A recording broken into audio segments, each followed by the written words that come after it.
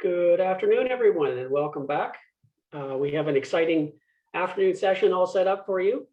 And the first topic for this afternoon is Canada Plastics Pact, catalyzing innovative cross-value chain collaborators. My name is Dan Lance. I'm the PAC director for Canada. I will be your Q&A moderator, but for today's session, we've got George Roeder from the CPP will be the moderator for the session. If you have any questions, please put them into the Q&A box, and when the time comes, I will make sure that we get the questions asked of the panel. So thank you very much, and I turn it over to George. Hi, everyone. It's great to be here with you today. My name is George Roeder, and I'm the Managing Director of the Canada Plastics Pact, which we'll talk much more about later in today's session. For those of you who are joining from outside of Canada, we have an emerging tradition in Canada of recognizing the traditional territories that we each sit on of First Nations peoples from across the country. And so I'll just take a moment to recognize that we're all sitting on traditional territories of peoples who've been here for many generations. I'm here in Toronto, which is the traditional territory of the Mississauga of the Credit, and the Anishinaabe, the Haudenosaunee, the Chippewa, and the Wendat peoples. And it's covered by Treaty 13. And then it's also a treaty between the First Nations here, the Dish with One Spoon Treaty. And I think it's particularly poignant to take a moment to recognize this, given in Canada, for those of us who are here in the past week, some really stark revelations, things that have gone on over the years and the discovery in Kelowna last week. So just take a moment to think about that. And with that, I'm really excited to dig into this topic today about a circular economy for plastics, and in particular plastics packaging. And to be able to explore this topic, I'm joined by three really tremendous innovators from all across the value chain who are going to tell really exciting stories of the way that they're disrupting the way that things have been operating and exploring new business models and technologies in order to be able to do so. So first, we'll be joined by Anna Rikovich, who's the Circular Economy Market Manager at Nova Chemicals.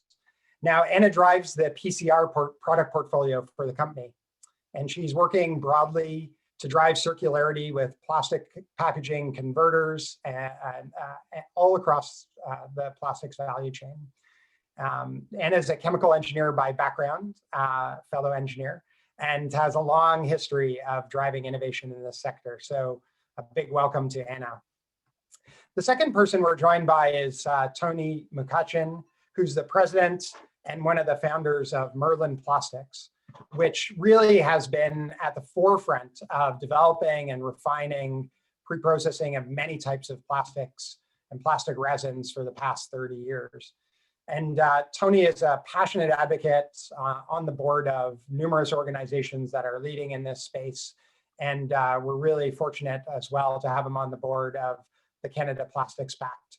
And a big welcome for Tony to join us today.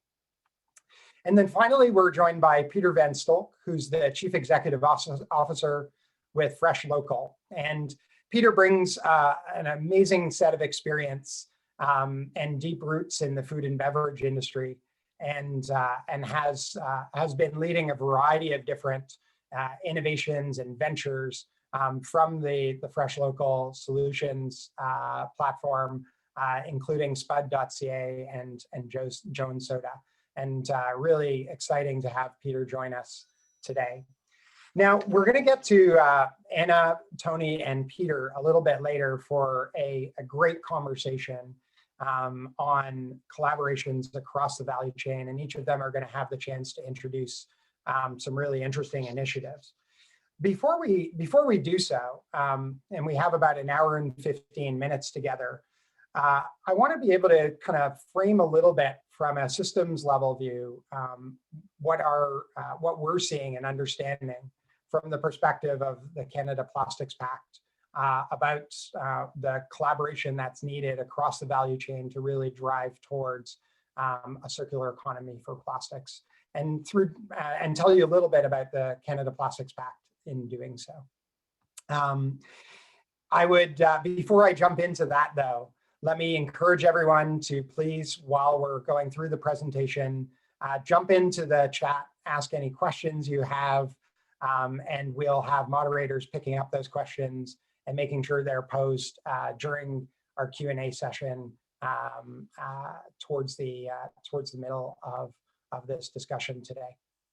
And yeah, so with no further ado, let me tell you a little bit more about the Canada Plastics Pact. But I'd like to do so through really framing it through the lens of the challenge of plastics packaging that exists right now, and the opportunity to move to a circular economy for plastics and plastics packaging.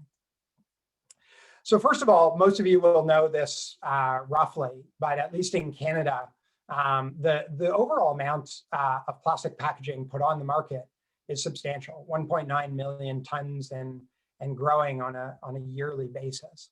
And there's a reason why. It is a great material, and for all the reasons all of us who are watching know, and you all know much better than I, about where we use packaging, but it's really shows up all over our supermarket shelves and back office operations, and really it's a crucial part of the economy.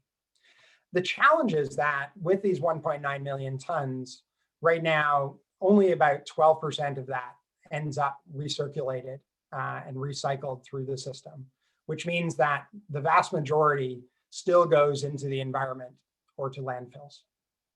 And now this This is sort of at the broad level, and it, for those of you who are on the call and deep in this world, probably drives you a bit bonkers to kind of have this big figure put up, because there's a lot more nuance to it. And if we were sitting here and we had a bottle like this, PET bottle, across Canada, there's probably about a 75% chance, or 75% of each of those bottles will get recycled, fully recirculated in the system. So there's really high performance in some formats and some plastics. And yet, if you look at something like this, a cereal package, in flexibles, whether it's LDP or H2B flexibles, you're having a very small percentage, by some of our recent study, as little as 1% of flexible packaging actually getting recirculated and recycled through the system. So at a gross level, there's a major challenge, and at a nuance level, there's some areas where packaging is getting recirculated and getting very close to a very high performing circular economy, and other areas of the system where there are some major challenges and where we're quite some distance from being able to be at a circular economy for plastic packaging. What we also know is that over the coming years, the plastics market will continue to grow.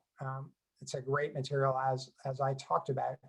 And the challenge, though, is that the business as usual approach, if we keep doing the same thing that we're doing today, in being able to deal with the materials at the end of their life and successfully develop end markets to recirculate them through the system, if we continue to have the same sort of policy frameworks that we're operating within, we're not going to be able to keep up, and we're going to be continuing to generate and put more and more of this material into the environment. And really, some of the estimates based on this Break in the Wave study by the Pew Charitable Trusts in 2020 is really that you're going to have a doubling of the plastics on the market in the next 20 years or so, and 3 times more is going to go into the ocean, which will result in 4 times more plastic stock in the ocean if something isn't done to change the system. The other thing that's happening, and we'll hear a bit more about this from Peter later on in the discussion, is that consumer expectations have shifted dramatically. People are caring about this. When there's polls that go out, 90% or more of people see this as a problem on which they expect businesses and industry and government to take some action, and they expect that action to happen now. And so really there's a shift in how citizens and consumers are really expecting this material to be handled at the end of life and what they would like to see. Now, all this sort of reality and this level setting is really to set up kind of the question of, where are we going? Where do we need to end up 10, 20, 30 years from now? What does a really robust plastics packaging economy look like? And for us, and what we see is that there is no viable solution other than a circular economy for plastics, where plastics are kept in the economy, where they're consistently recirculated, and they're kept out of the environment. And that's really how and why the CPP, the Canada Plastics Pact, was set up. Realizing that there are lots of organizations, there's lots of companies, NGOs, stewards, associations that are working to try to bring about this reality of a circular economy for plastics and plastics packaging. And the challenge is in some cases to add energy, and certainly to ensure that there's more action and more activity happening.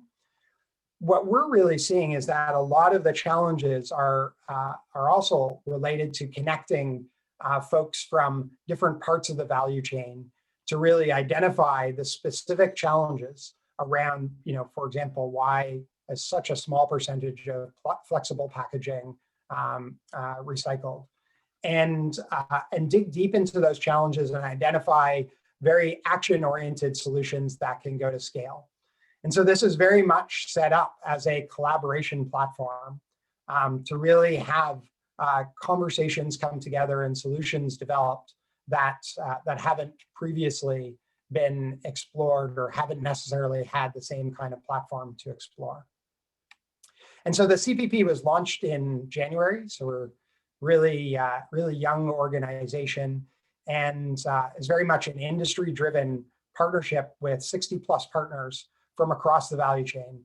Everything from resin producers, who will hear from Anna at Nova Chemicals today, all the way through to recyclers. We'll hear from Tony today at Merlin Plastics, and everything in between. Of course, Peter, who operates in the retail space and close to consumers, and really is set up very much as that cross value chain collaboration. And this work of the Canada Plastics Pact is also situated within a global context of the new plastics economy vision put forth by the Ellen MacArthur Foundation, which has an enormous amount of momentum from a lot of different companies around the world. And that really has three pillars to it that are very much part of the broad vision or broad context within the Canada Plastics Pact, or under which the Canada Plastics Pact exists. So the first is getting rid of the plastics and plastics packaging that we don't need. So there are some plastics packaging we're putting on the market right now that's really not high value, and that's both in quantity and type. The second two pillars are really the key.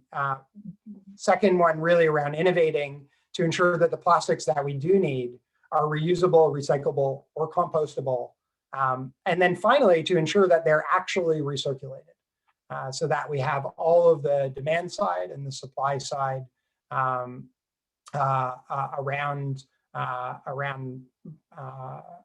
recycling and recirculating this plastic packaging that we're putting on the market.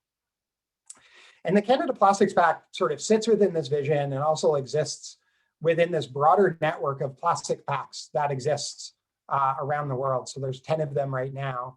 And each of them are moving forward in their own sort of local markets, but very much connected with one another. So borrowing innovations and ideas for how collaborations are best set up, and how different companies are participating from all over the world.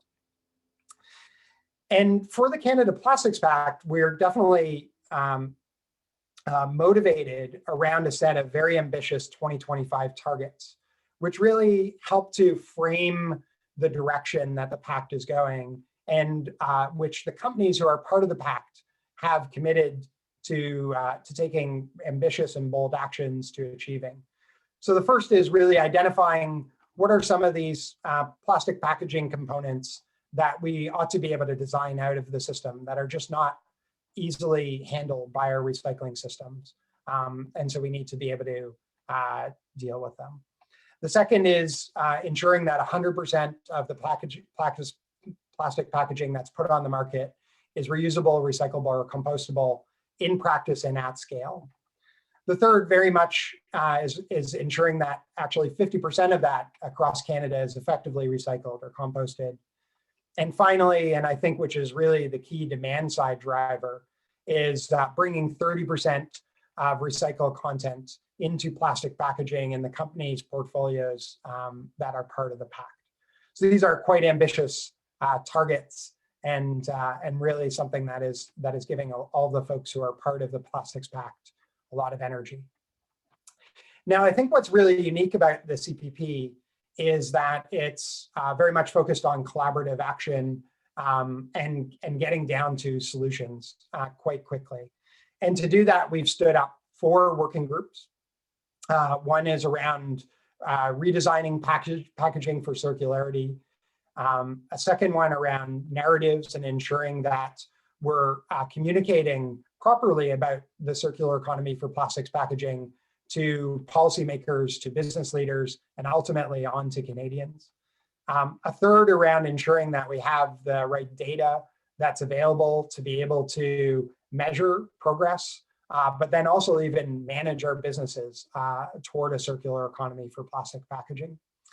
And then a fourth, really understanding what are the particular challenges around recycled content and how might we increase recycled content, particularly into areas where there's a mismatch between supply and demand, and either increasing demand or increasing supply, and understanding what's going to allow that matching to happen. So that's the broad work of the Canada Plastics Pact. And the reason that I went into a bit of that is because I think it really sets up a bit of the discussion that we wanted to have today around circular plastics, plastics packaging economy. And before we go into that discussion, I'll just sort of position this a little bit. And what we're going to hear today is very much a panel discussion to explore these cross-value chain collaborations in different parts of the value chain. So we very much have kind of Merlin Plastics and Nova at that, both the back end and the front end of that value chain. So recycling and reprocessing into the movement of materials into packaging, design, and manufacturing. And then we'll hear from Peter, who's very much going to be closer to the consumer side and that production and consumption side, and talk through some of the innovative initiatives that he has underway around circular packaging in that part of the value chain. Before we do, we wanted to launch a brief poll, and perhaps we can, bring that up. Great, I see that there. And we wanted to kind of just get a tab from the audience, really, what you think the greatest benefit is of a circular economy for plastics. And so we have a bunch of different options there. You know, choose which one feels right to you. And we're just going to wait about 30 seconds or so to get the results of that poll before we launch into our panelists. So I'll just wait for the signal from Lindsay. Lindsay, how are we doing on numbers in terms of this poll? Great stuff. So I think everybody sees here, really there's a lot of folks who are motivated by reducing plastic pollution in the environment. It's, I think, really interesting to see the pieces around greenhouse gas emission reduction and incenting innovation and new economic opportunities. So I think we're going to hear all of those touched upon really in our discussion today, and we'll come back towards the end of the session to dig into another poll. So without further ado, I'm going to now hand it over, I believe, to Tony Mccutchen, who is going to talk a little bit about their really innovative work with Merlin Plastics. So Tony, if you want to unmute your video and pass it over to you.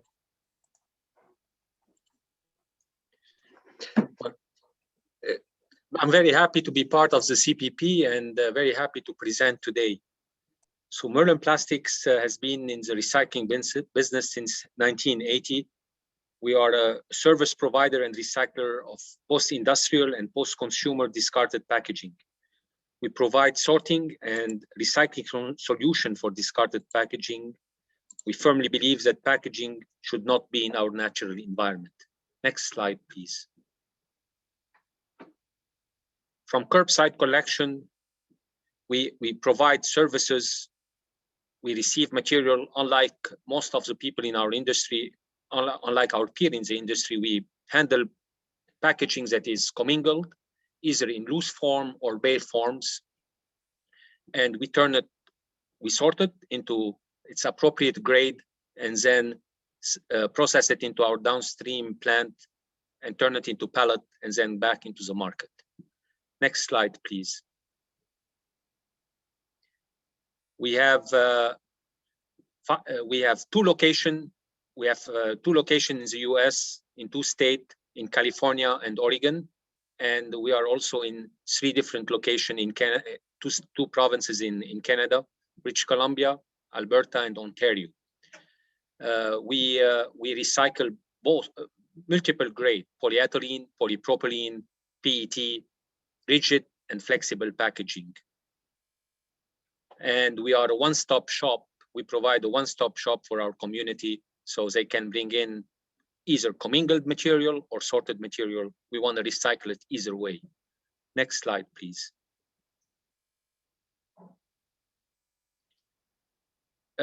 Merlin FDA approval and Nova Chemical partnership was what have triggered Nova to come to Merlin. And number one is currently the market is looking for higher grade PCR. It's not only good to make a PCR, but you got to make a PCR that meets the demand of current discriminating customer who wants quality product. We were the first and only in Canada to receive an FDA approval for HDPE in December 2020. We have condition of use B through H. We partner with Nova, which will basically in an effort to return HDPE recycled plastics into resins that can be used in everyday product and packaging, including food application. Why Merlin? We're an innovative company with a strong IP record. We have multiple registered patents for our process. We have proven record of execution. And we were the first one on the West Coast to have an FDA approval for PET 10 years ago. Next slide, please.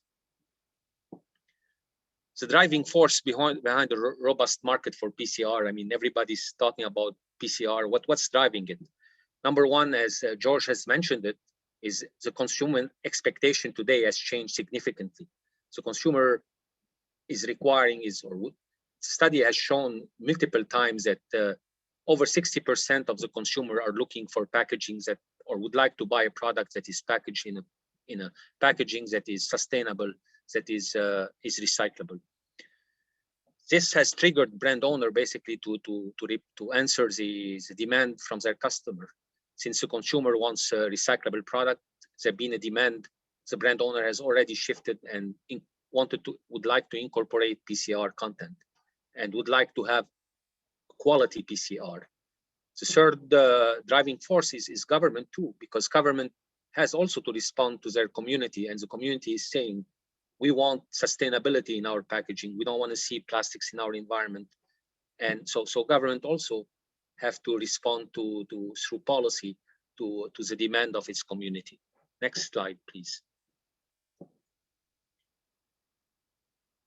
Now, what are the needed fact to achieve the demanding post-consumer content? We need, number one, we need to have a product. The package has to be designed for recyclability, so it can be further collected. The second stage, next slide, please. We have to build an infrastructure or beef up the current infrastructure to capture more and more of this discarded packaging. 1 and 2 are vital. We need products that is designed to be recycled, which is very important, and we need to recapture it. Both are a must. Now, next slide, please. The design for packaging and the recycling infrastructure basically would lead us to answer the demand for the consumer. Only by designing the product right and only by having proper collection and beefing up our infrastructure, we can then meet the customer demand, so consumer demand, which is PCR content. So to achieve the PCR content, 1 and 2 are a must, but prerequisite. Next stage, please.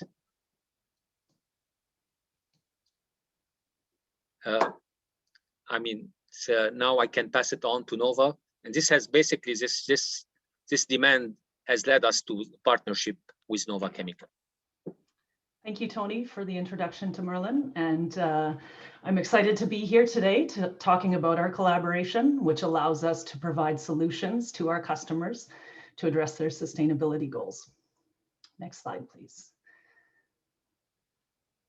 So as Tony mentioned, our collaboration will increase the amount of high quality PCR available in the market.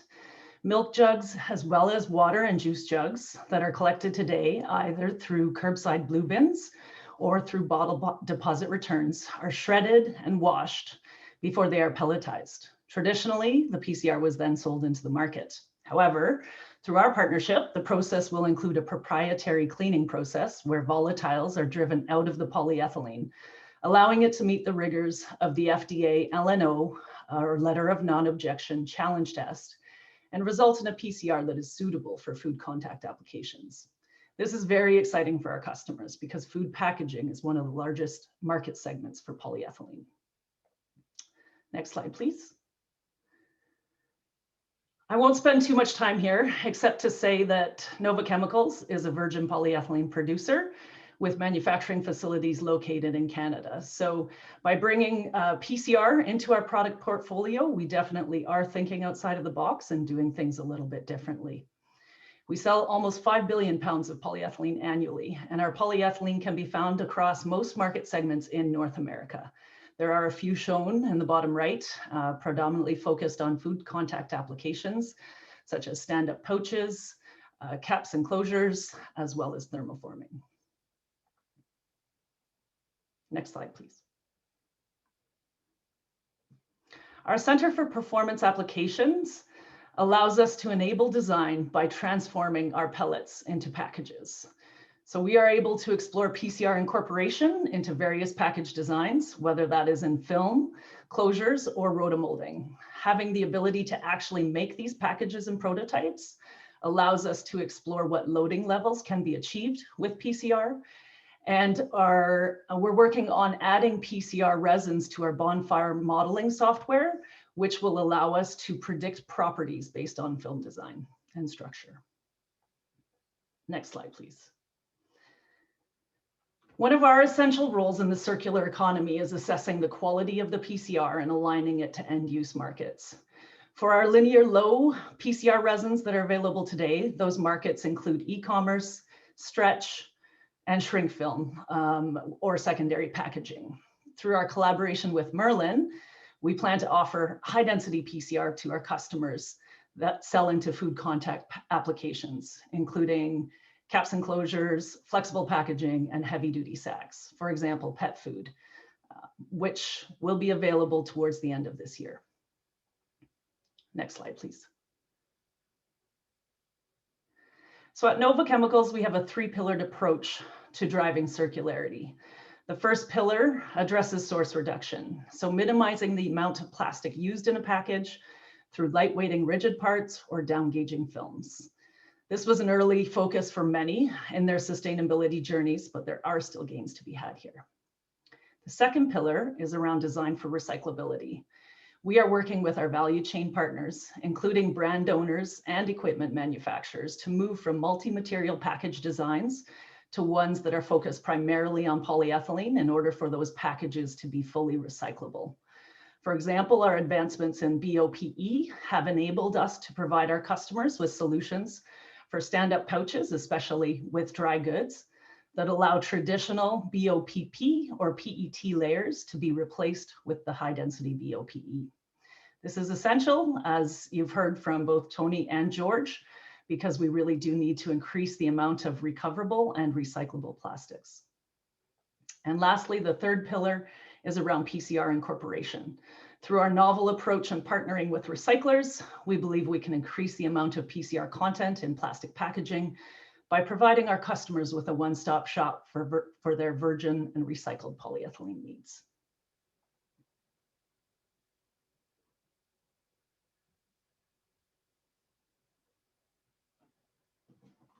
You're on mute, George.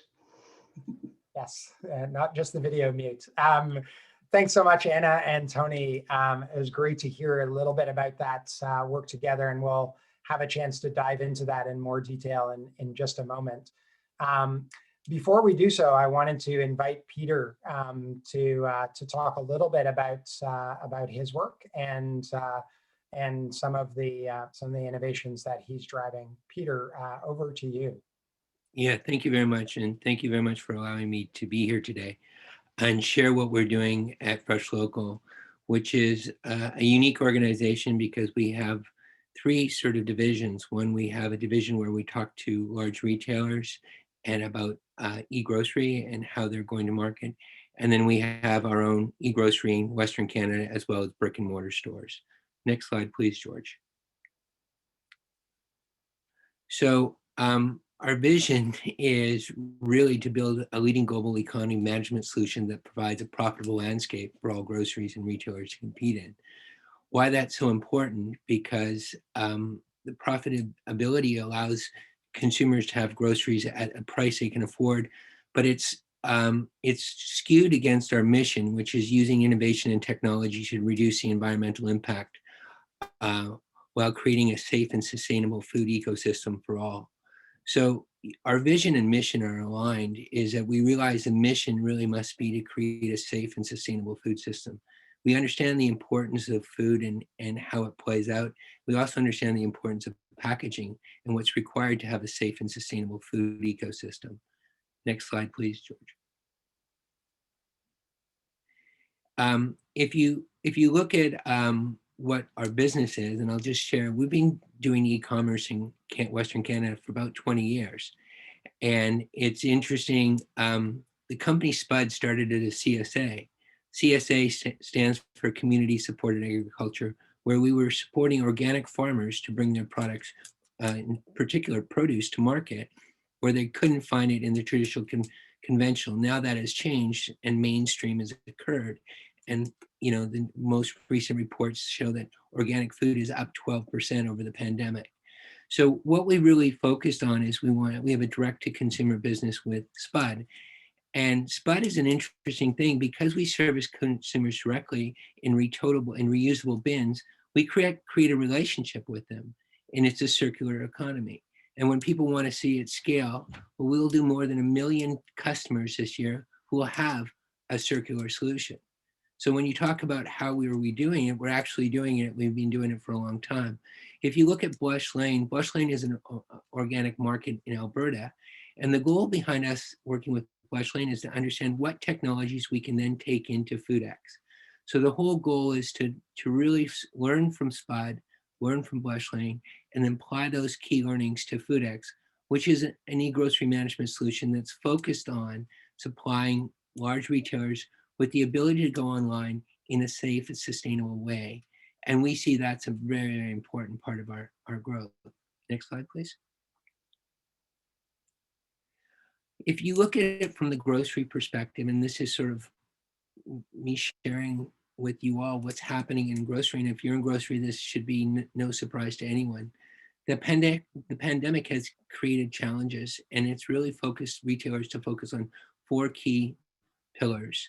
Convenience, obviously, and then you have local. And local is really important because consumers are looking for transparency. And that's the whole conversation that I think we're having today is transparency.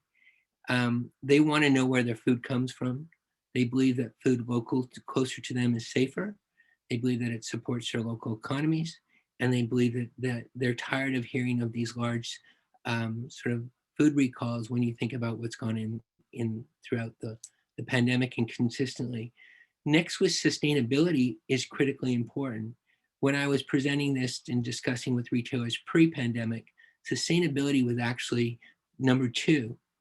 During the pandemic, local became number 2, with convenience being number 1. And now, right now in today's time, it's nice to feel that they're now focused on sustainability. And they're looking at sustainability in 3 ways. One is they're looking at food waste, because obviously that has an impact on their bottom line. And the second, they're looking at sustainability from plastics, single-use plastics, because there is going to be legislation on that, and they see that coming down the pipe. And the third, they're looking at how can they be sort of disruptors and create a better solution, because the customers are demanding that. And what we're seeing now, if you look at the United States, there's a recent study done of about 70,000 Americans that said 73% are concerned about the environment. Now, this is interesting because the pandemic has shown the world that what may start in one part of the world will impact us here in Vancouver or George in Toronto. The borders are not there, so global warming will impact us all, and climate change will impact us. And the consumer that is paying all of us is getting that message very clear, to the point that 28% of those are making new buying decisions on products that reduce the environmental impact. If you can look at that just from what's happening in the grocery industry, if you see the explosion of plant-based products, that's driven on the sustainability side. So you're seeing consumers making decisions with their dollars, and that will drive innovation and drive everyone on this and in the plastic industry make better decisions faster. That's happening, and it's happening very quickly. Next slide, please. Where we are, and just share with what we are. So first of all, we're a B Corp. We obtained B Corp certification in 2013. So we were one of the first in Canada to get it. And we're publicly listed B Corp in Canada, which is very rare. That means that we look at things in 3 different ways. One, we look at people, profits, planet. And when you really start about that, it comes back to accountability and transparency. We can have difficult conversations, and we can agree to disagree, or we can agree to have, different points of view. But what we can't not sort of avoid is the fact that the planet's warming, and we have to make changes. So we really prioritize that around diversity, equity, inclusion, and a respectful workplace. So that's what we do in our main set. If you think about food waste as a percentage of greenhouse gases, we've been very focused on food waste, because we know if you sort of look at food waste in general, and you compare it to the amount of greenhouse gases food waste generated in our planet, it would be comparable to the third country, the third largest country behind the United States and China for emitting greenhouse gases. So food waste is something that we're very, and that's not for this conversation, but it is for everyone to understand, because it makes retailers more money, because they're reducing the shrink, and that adds to the bottom line, and they're doing good for the economy. So when you think about doing good for the economy and doing good with reducing food waste, we can also look at that in plastic reduction. When you look at where we focus on fresh, local, organic food. Now, what that means is that's difficult to do. Online grocery of a turkey and eggs in the same bin is challenging. It's very difficult when you start thinking of the complexity of moving live product from point A to point B in a basket that includes strawberries that crush, bread that gets squished, frozen, and large items. And then you add in all the complexities that people like their food in 1-ounce steaks or 1-inch steaks, or they like whatever they like, and you add that into a software solution. So what we've been really focused on is really a commitment to plastic reduction. So for those of you who've ever shopped online or ordered online, and you see the people come to your homes with plastic bags, we don't use plastic bags. In fact, we've never used plastic bags as long as I've been at Spud. We've eliminated the use of plastic bags. We have a whole sustainability team that focuses on how do we reduce, how do we eliminate. And what we've done is we've created reverse logistics, where we're able to take flex packaging back, collect it, and then properly recycle it, removing it from the blue box in the corner. We also have technology that can take deposits at curbside. That's very interesting, because if we think what is happening down the line, meaning that legislation will drive recycling at packaging, we need to have the ability to take that back at curbside. When we deliver our groceries to the customers, we can take back the unwanted products. But in the case, what if they have beer cans or pop cans that they want their deposits on, or milk bottles, Avalon milk bottles? We already do that. Our drivers have the capacity and the capability to scan at curbside and take that and then apply that deposit back to their account. So when you think about reverse logistics and we talk about the challenges of it, it is challenging. It's very difficult, but it's not impossible. And I would say that what I'm hearing today on this call is really exciting, because the challenges that we all have to address are real and live, and the consumers are wanting that. You can see that by the number of zero waste stores that are coming on. You can see that by the investment that CPC or consumer branded products are doing in circular solution packaging, like Loop or zero waste packaging. So it's really exciting that consumers are driving this. And I would say that they've just rung the bell. The pandemic has awakened a giant. What we saw pre-pandemic is not what we're going to see post-pandemic. Consumers are really, really, really aware of this right now. And that is something that we're seeing at the levels that we talk to consumers at store level, online, and we also deal with large retailers globally. And I would say that this is a very big issue, and it's only going to get louder due to the pandemic and what consumers are looking for. Next slide, please. Thank you very much, George. Great. Thanks so much, Peter. And Anna and Tony, why don't we get both of you back on screen, and we can start a conversation here. So what we wanted to do was I would kick off with a little bit of a discussion, a few conversation starters, and then we wanted to move to audience questions, where I see that we have a very active audience Q&A, which is great. So Tony, I just want to make sure that you're back on screen here, because one of the first things that I wanted to kind of dig into, and this is definitely with Anna and Tony, is, I'm struck by, the creation of food grade PCR has obviously been sort of on the radar for quite some time, but it's only in the past couple of years that your partnership got kicked off between Merlin and Nova. I'm curious sort of what drove that, and what have been sort of the interesting challenges and also, unexpected benefits of that conversation that you and Tony have kicked off in the past year or so. Yeah, maybe I'll touch off on the, what drove the collaboration.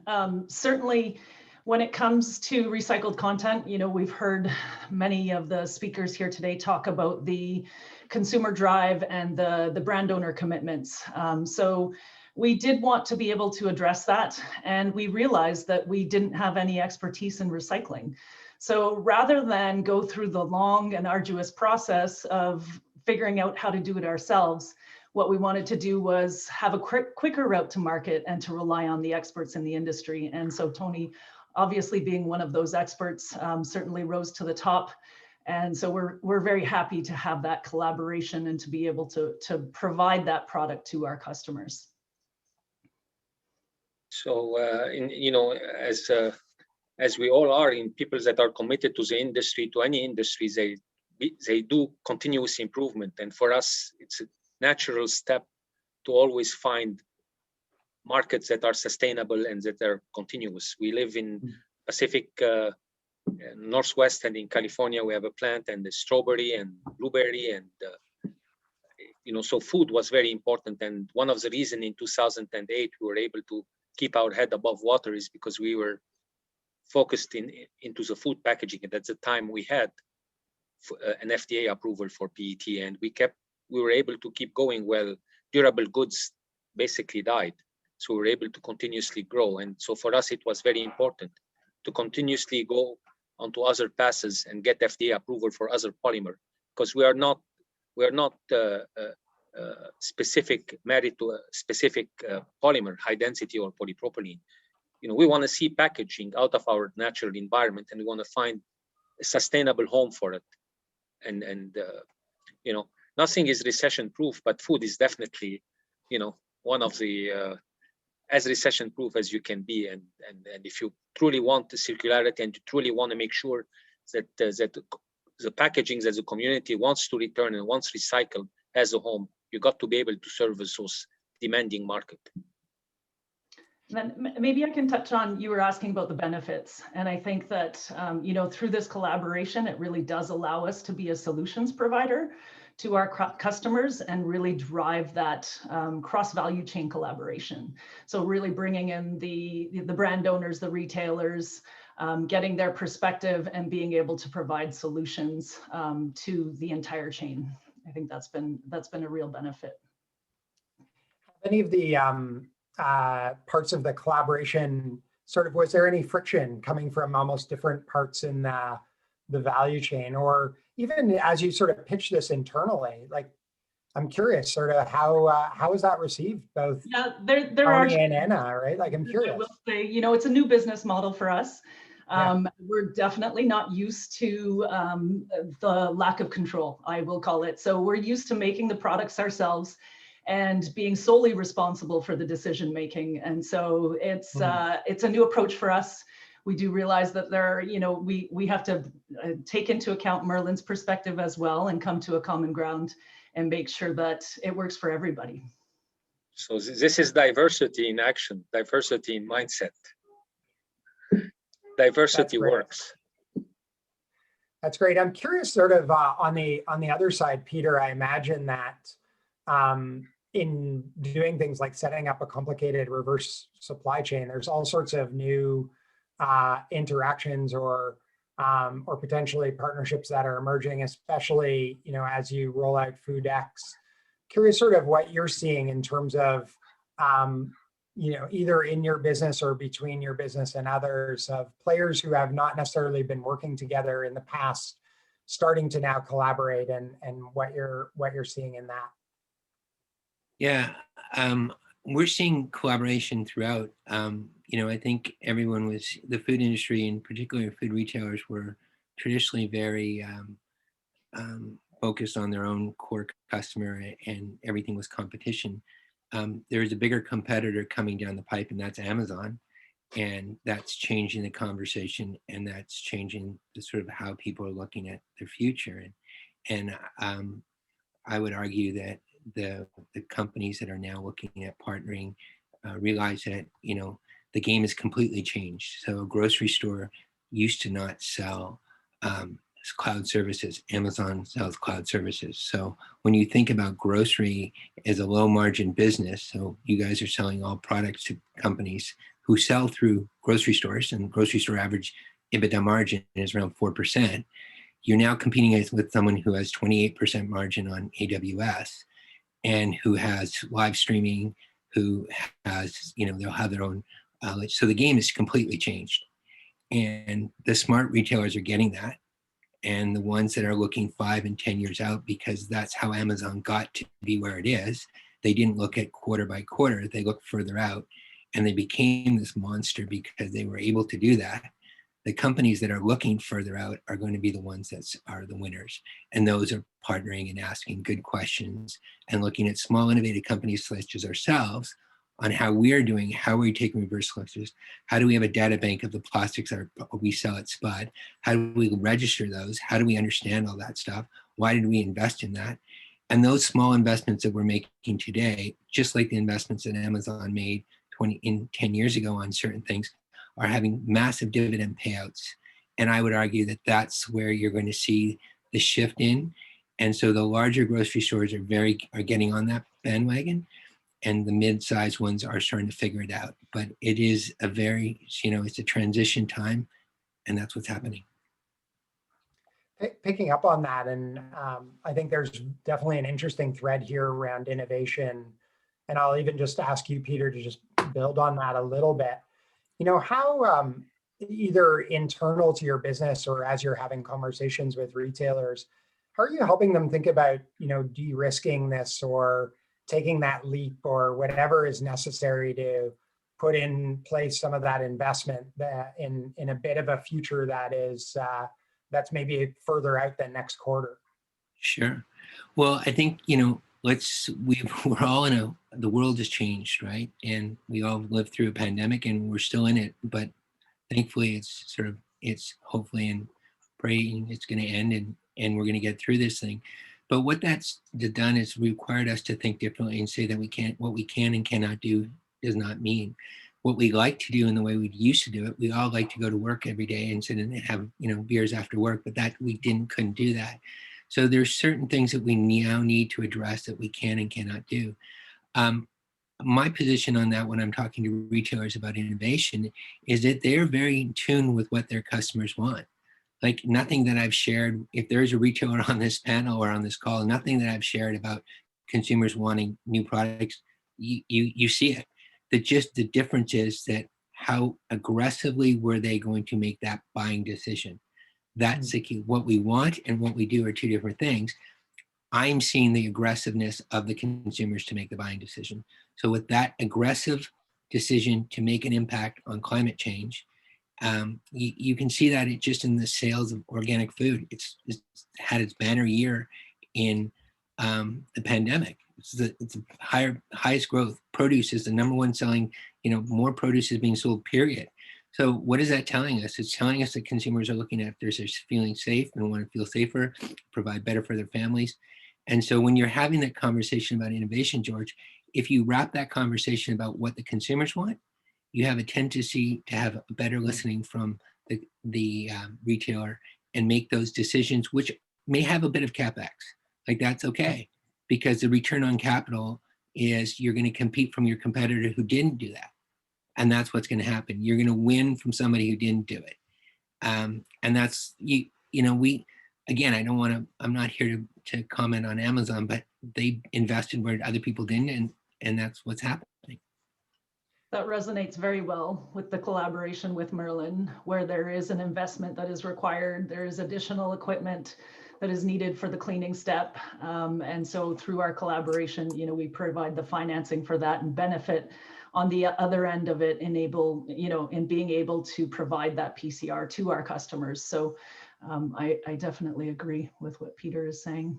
And sometimes you do need to make bold decisions, right? So in having new business models and approaching things differently, there's an element of bravery. Yeah, and the good thing about this space is that there is, we all have a role to play.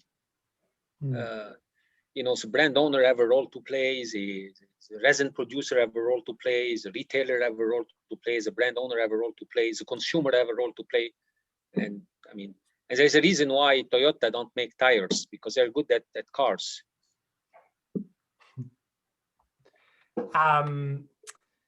I'm realizing we have a ton of questions in the Q&A. And so while I have tons more questions, I'd love to instead switch to our audience. And so Dan, I'm sure you've been furiously curating behind the scenes. So why don't I flip it over to you and see what questions have surfaced to the top. Okay, can I start with my 20 questions that I've written down while each of the 4 of you have been speaking? It's a fantastic discussion, but I'll save those to the end if I have time. Otherwise, you'll be hearing from me. So the first question we got is, this will be a fun one for you, George. It's from an anonymous attendee, so I don't know who it is. It says, is the CPP doing anything to counteract the recent Canadian designation of plastics as toxic? Yeah, so there are definitely sort of policy progression afoot within Canada around the plastics issue, where the Canada Plastics Pact has positioned itself very much with respect to all policy within Canada is we're really focused on bringing together a variety of different actors from across the supply chain to really talk about, okay, what are the supporting policies that need to be in place in order to see this transition to a circular plastics economy, and to make sure that we are able to kind of have agreement on the broad strokes of that. And as a CPP, we're not diving in so much to the details of how that might get delivered either at the provincial level and the federal level. And I think that that's very much kind of the case with the recent sort of listing on CEPA, that the CPP as an entity doesn't have really a position on that, very much focused on what is that broad policy regime that we need in order to get to a circular plastics economy. Okay, thank you. Next question is from Louis Saint-Amand. In Canada, is it better to have a compostable material or recyclable? Open question to the panel. That's his first question. He has a few more. It's a great question. I'll take a little crack at it first, perhaps.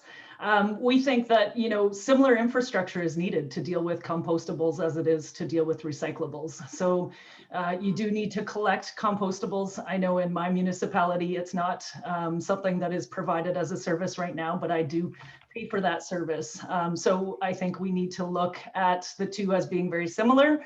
There are some applications which are better suited to compostables. For example, if you have the infrastructure available, then like single-use plastics like forks and knives, if we can make those compostable, I think that would be a great win. Yeah, I would just jump in there and say, where consumers are looking for education. You know, we do surveys with our customers, and do they know what is recyclable? You know, like we ask them questions, and what is compostable. And I think that the first thing is that there's an education around that. I think from a consumer's perspective, they prefer compostable because they control it. They control that sort of feeling, and where they think about recycling, it's not that clear on what gets recycled, what they put in their blue box. So I think, you know, we can do a lot as a retailer. We strive to educate our consumers on the products they buy and the packaging that goes with that. I would argue that that is what's going to happen is people will buy products and they will measure the plastic against it. So you'll have a nutritional facts panel, which tells you you have this many calories.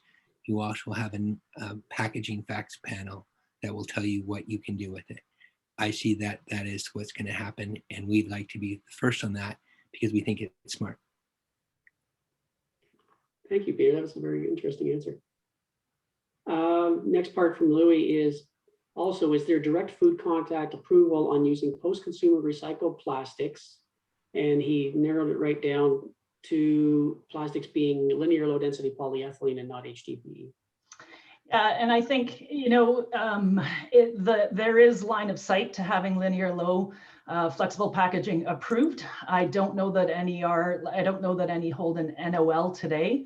And so it is, you know, that's the critical step to achieve a non-objection letter, is the first step in having a PCR be deemed suitable for food contact uses. So I think there's a lot of people who are working on it, and I think it'll happen soon, but I don't believe it exists today.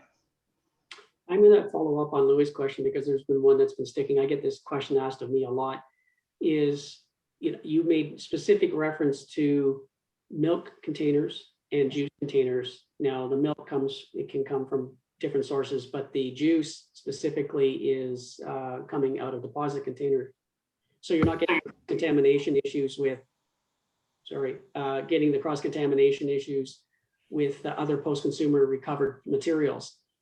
How long and what will it take to get general PCR coming out of a material recovery facility into a letter of non-objection such that it could be used as food contact? Because people are saying, how are we ever going to get to the supply equation, balancing the demand equation, if we don't have other sources of material inbound? And Tony, did you want to take this one?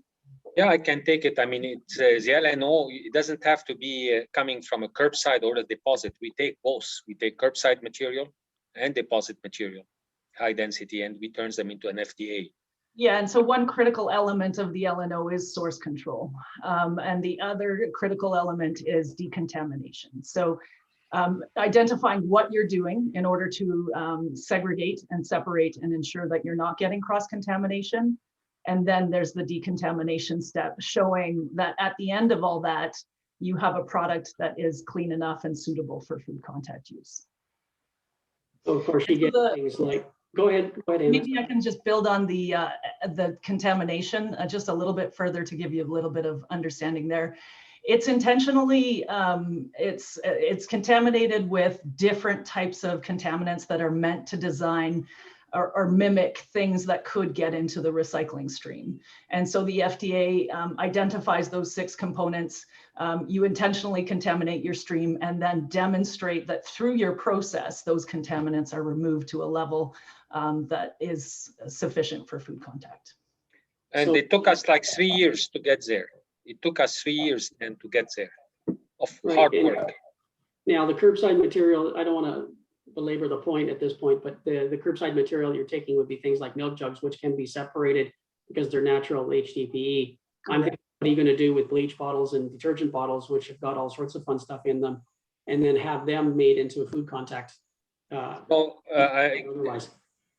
Again, our FDA, it's about food going back to food. It's not about, we cannot take a pesticides container or an oil container and turn it into a food.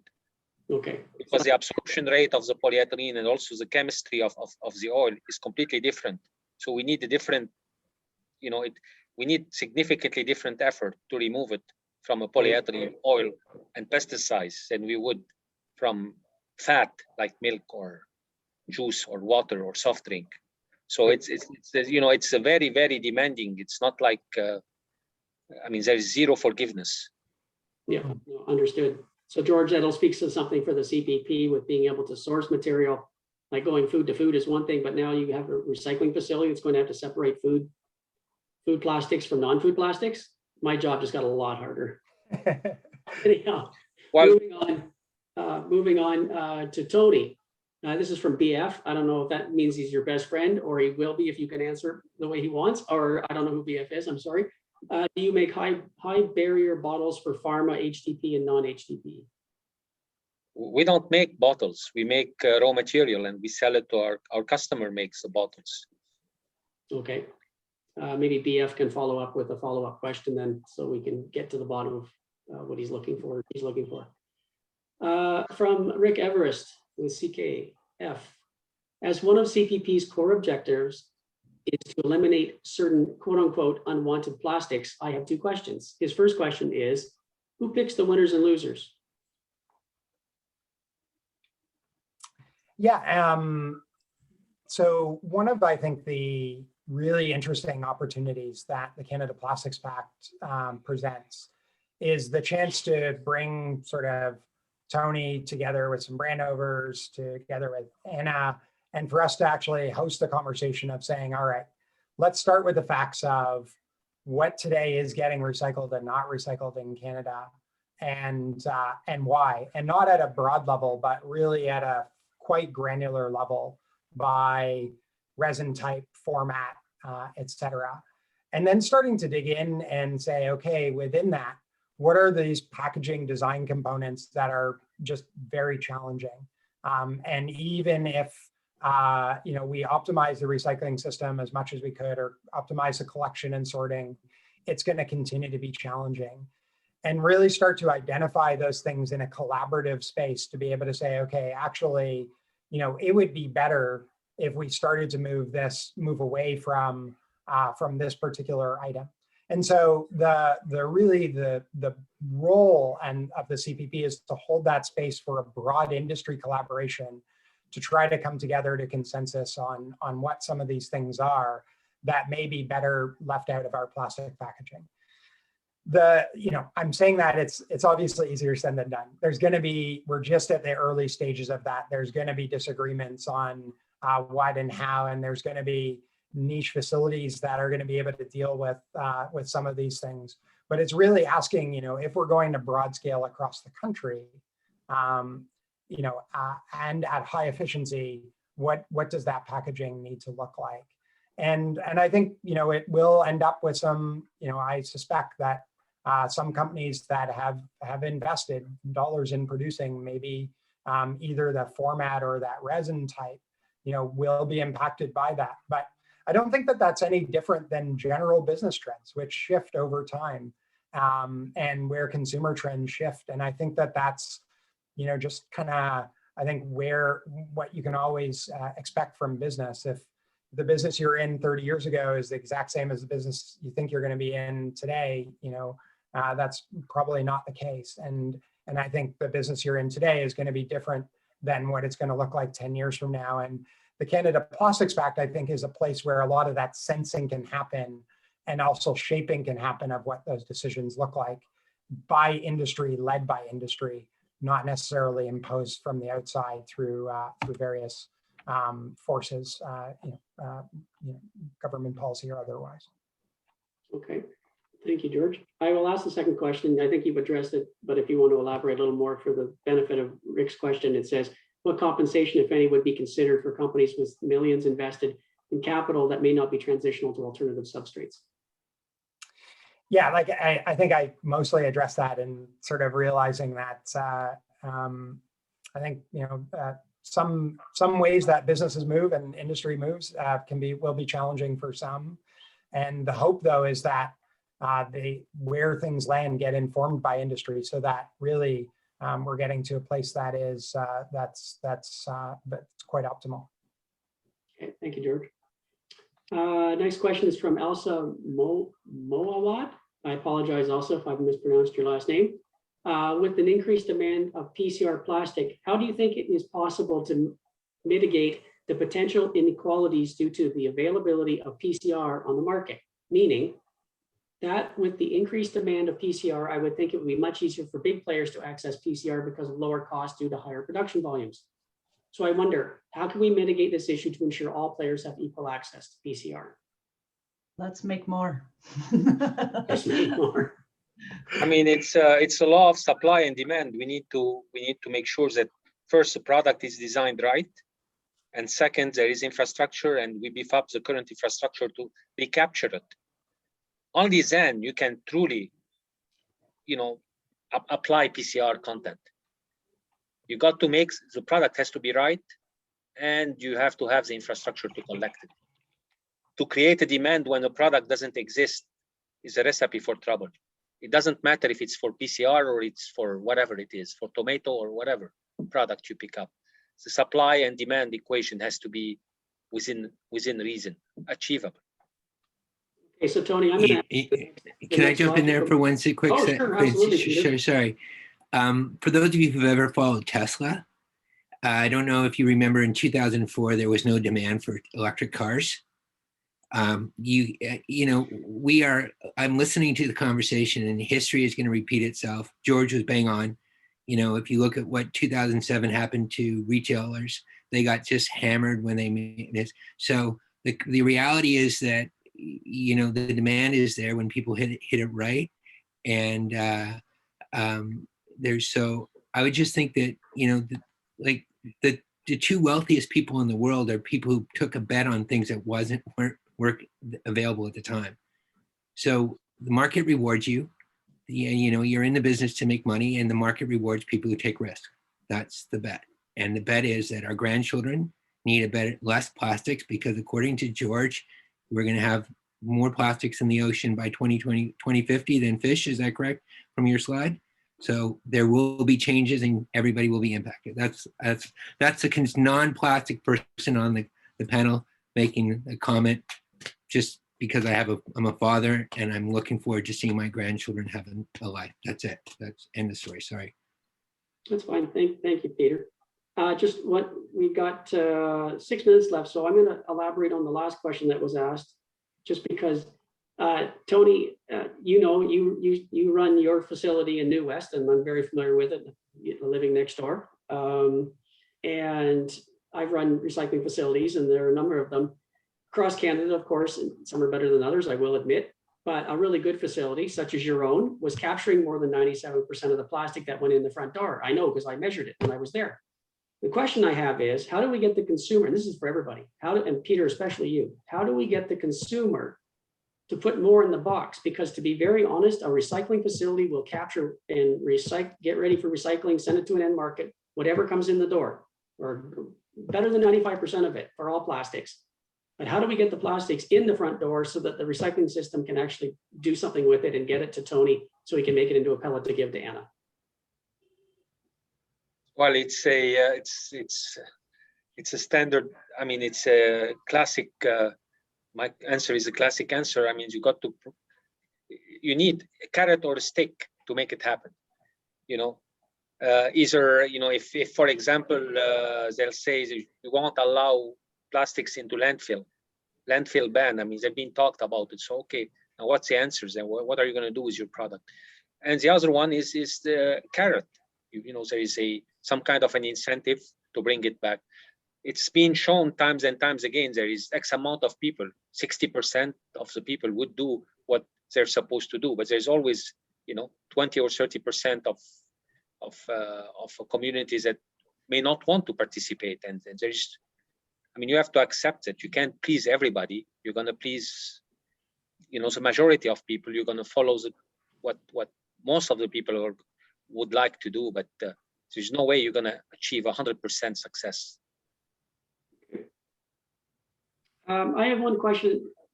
Paul Tass, I believe your question was answered by Anna earlier. So if it isn't, quickly type something and I'll make sure she gets to it. It was about PCR in flexibles. So I have a question I want to ask for Peter, because it was very interesting listening to you speak, Peter, about the customers are driving demand more so during the pandemic, and it's getting better. How did you address comments coming from, it seemed, everybody about, oh my God, you can't use reusables in a pandemic because goodness knows if you touch anything, you're gonna get contaminated with COVID-19. And they were telling people to stop bringing in their reusables and use nothing but single-use plastic for all of the movement of all their grocery materials. How did you overcome that in your? Well, we actually had to address that as an essential service. We actually went and changed our packaging, removed it, went into boxes versus reusables until the science came back and said that you're not going to get contaminated through recycles. We had to address, we have to follow the rules, and the rules were presented to us by, in this case, both Alberta and we operate in Alberta and BC, that they wanted to stop. So now we're back in. So the systems that we have now is fully circular. But there was a time there that we were playing like everyone else, and that's just the reality of it. And I can sit here and say all I want, but we had to address what the consumer wanted, and that they needed to eat during a pandemic, and they couldn't go to stores. And so you do what you have to do. And I think that's the other thing that's really, really interesting is that there was an article recently came out from 7-Eleven Taiwan. I don't know if you guys saw that they will be eliminating single-use plastic by 2025. Now, for those of all of us who have ever been into a 7-Eleven, you can imagine how much plastic is in a 7-Eleven. So for the Taiwan 7-Eleven to make that public statement, it is incredible. And so I think there is a lot of movement forward, and I think that you're going to see that being pushed from both, the East and Europe, providing really unique things. So, but we address what the consumer wants, and at that time they wanted cardboard boxes, and they didn't want reusable stuff.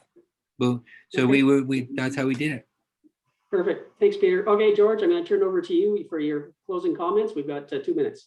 Great stuff. That was great panel discussion. Thank you all for being here. We're going to launch one more audience poll, and while I do so, I'm going to, in parallel, just ask Anna, Tony, and Peter one last sort of 30 seconds or less when you think about where we're heading, 30 years from now, or even less, or let's say 10 or 15 years from now in a circular economy for plastics. What makes you hopeful? Like, why are you hopeful that we're going to get there?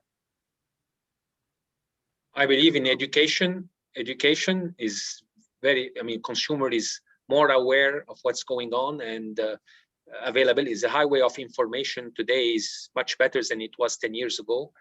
And the more facts the consumer has, the better we're going to be able to drive it. And again, I believe very well that packaging should not be in our natural environment. Doesn't matter if it's plastics or paper or tin cans or glass or whatever.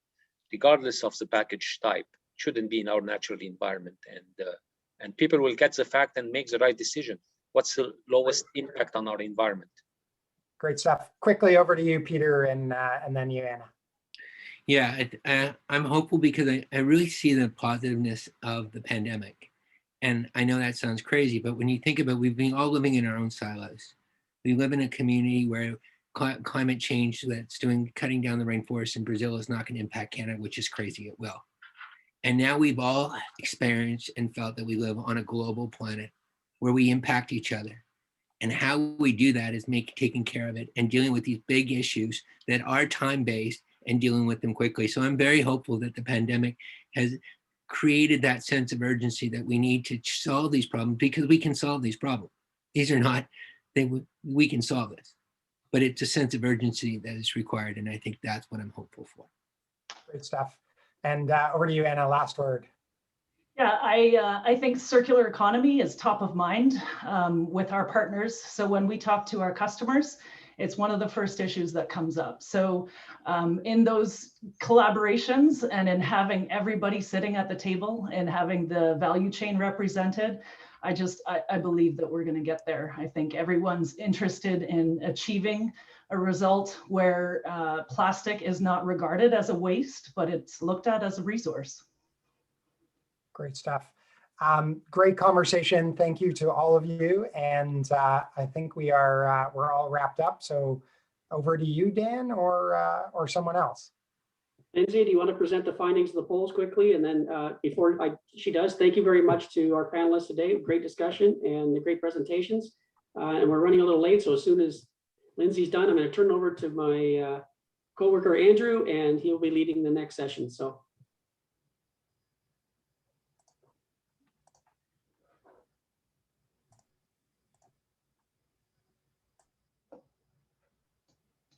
Lindsay, am I good to go or?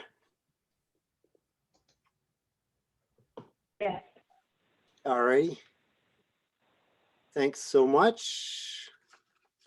So I'm Andrew McDonald, along with Dan, Alan, Jim, Lindsay, and the PAC team. Delighted to be here with you this afternoon for our final session of the day, of day one of two, of course. And so we've got a couple of really interesting organizations that are going to share their stories with you. And then we'll follow that up with Q&A, and then we'll close for the day by 4 o'clock.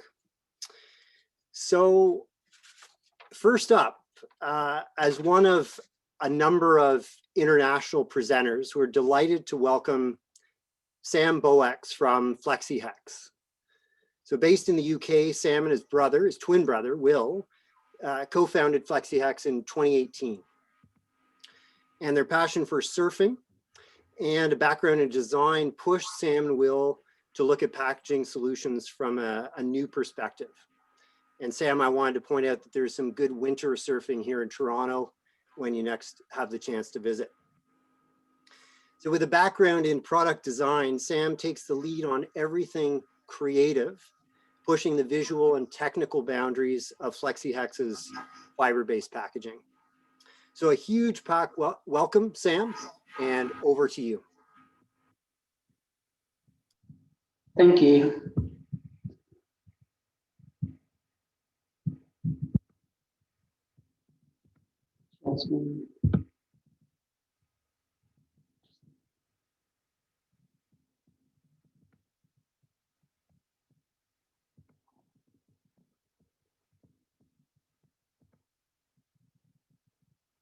Apologies. We can see it.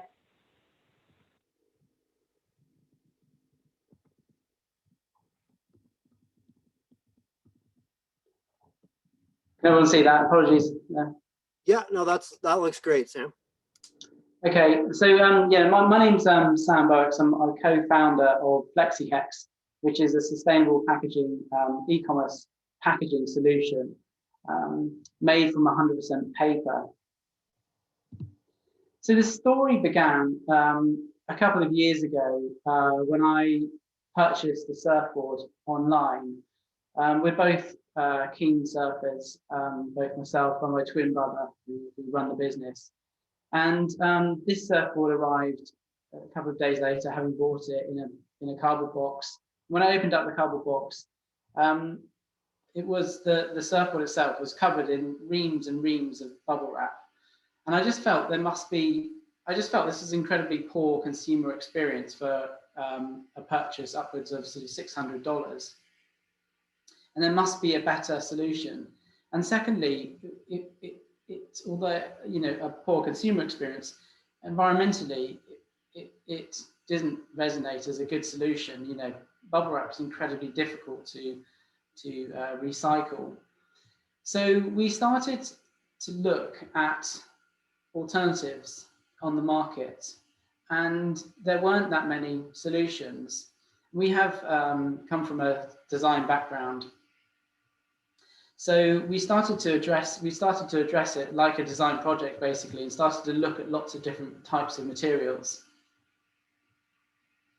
And it led to about an 8-month kind of design process for the product. But just to take one step back to the material we were potentially sort of like looking to replace is plastics. It's an incredibly versatile material, and just hearing from the last session, there are leaps and bounds in the way that plastics are being recycled, but still to this date, they are a tricky material, although incredibly versatile. And and 41% of plastic globally is used for packaging, and only 9% of packaging kind of in Europe is still being recycled. And it just, when it gets into an environment, can last, hundreds and hundreds, up to 1,000 years, so it's a very difficult material, although extremely practical. So we started to look at alternative materials, and paper was a material which was, I suppose, gave very clear communication on how it can be used, and also how it can be recycled from a consumer's point of view. It was readily available. There's also a lot of technology going into kind of paper and different papers as well. It's biodegradable and it's compostable. So we developed this solution, which you can see here, which is effectively a paper honeycomb sleeve. You can see that on the bottom of the image there,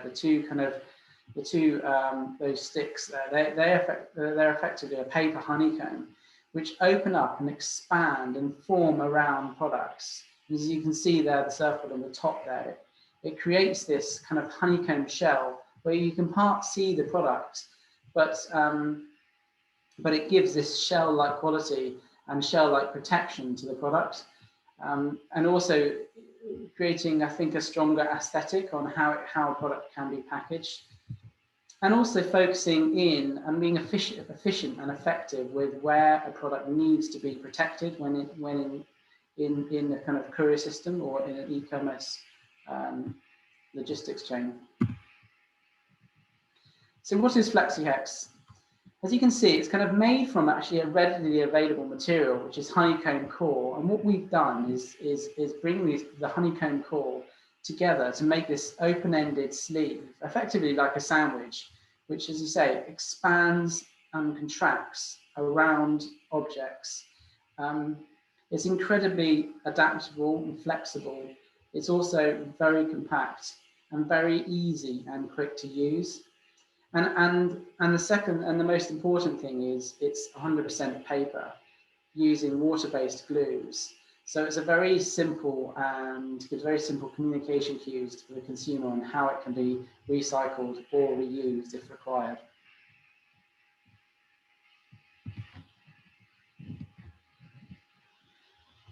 And we started off in the board sports industry, but you can see we very quickly realized other verticals where it could potentially work.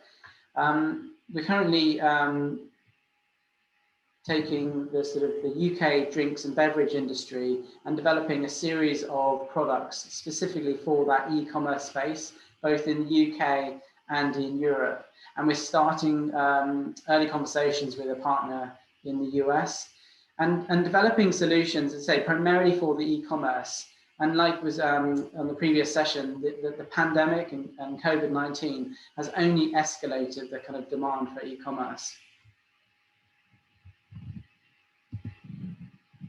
And we also operate in a number of other markets. We're starting to move into consumer electronics and cosmetics with partnering with a company called Seaman Paper, a US-based tissue manufacturer, to make a very lightweight Flexi Hex sleeve, which is made of tissue paper, tissue honeycomb. And as you can see there on the right-hand image, again, acts in the same way, creating this very strong, flexible shell around objects. But yeah, super effective in the way that it works. And the reason we went for paper is, as you say, it's just an incredibly simple material. And there are huge kind of advances in how the material is being made. We know it does have a higher carbon footprint than plastics, but the materials we currently use for our products are made of 100% recycled content. So we're not cutting down trees for any of the bottle products we use. And the air range is actually FSC timber. So, but again, the air range, we're also looking to move to 100% recycled content, making it much more efficient and a lower carbon footprint. But I think that the key takeaway here is just the simplicity of the product. There's no kind of like multiple different materials in the product. It's just paper. And the thing with kind of products, new products to market, it has to tick a lot of boxes. And Flexi Hex is starting to gain rapid traction in the UK because the product is very simple to use.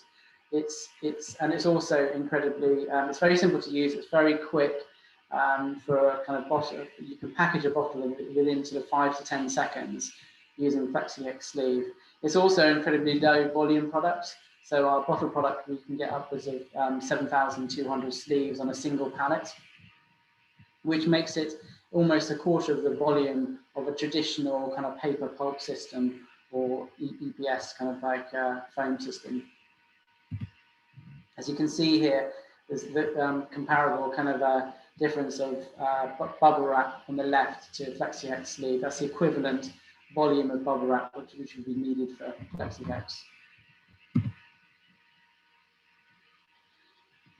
And the other important element, and I think especially in the e-commerce space, is the brand and creating a strong kind of like message to the consumer around the sustainability, but also how the product looks when it arrives to the consumer. That unboxing experience. What does that consumer see when they open that box for the first time? And what they see is really a direct reflection of the business that sent that item. So it's fundamental that the packaging kind of looks good, gives strong kind of like messages around what that brand is, what that brand or business is representing, but also equally works very efficiently for that business. And as I said, the pandemic has just kind of escalated the growth and also kind of reassured, I think, consumers around buying online.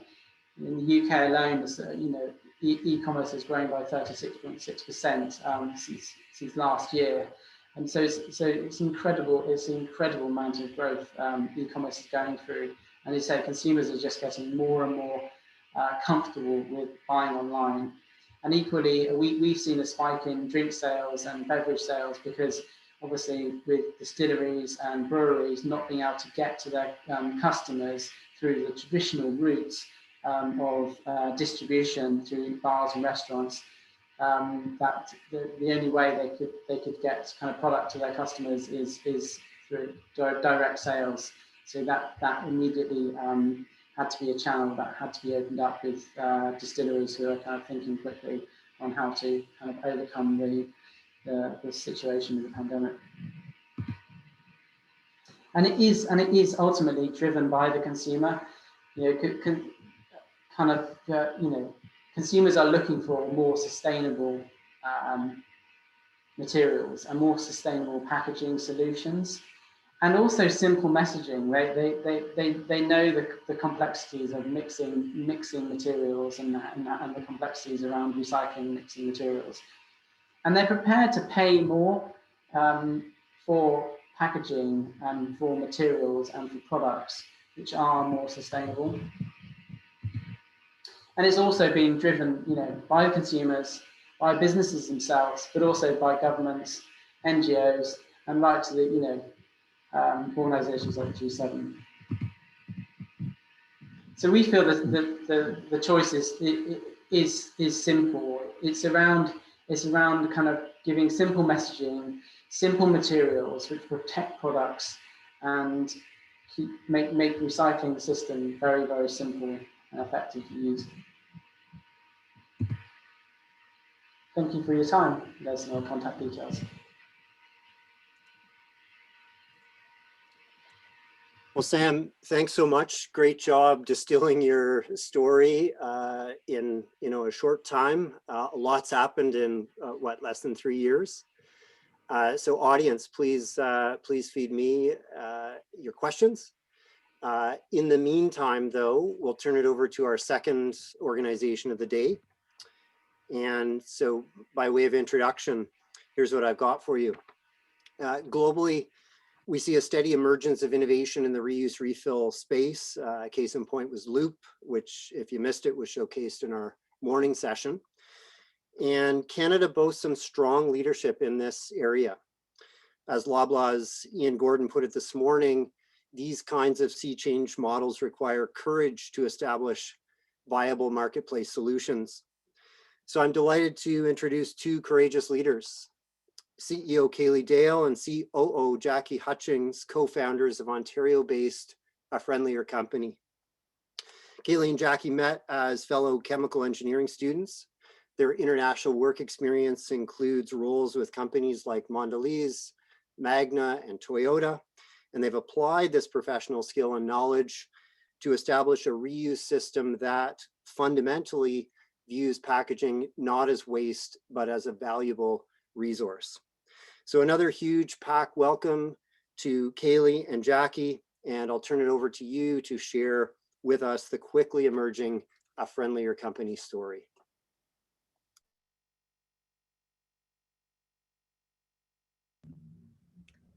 Thanks so much. I think my video is blocked, so I'm not able to start my video right now.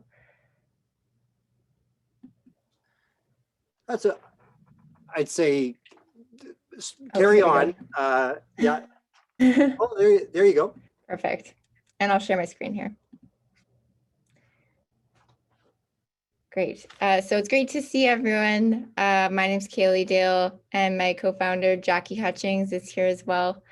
At A Friendlier Company, we started this venture to really simplify reuse and make reusable packaging accessible and convenient to businesses and also their consumers.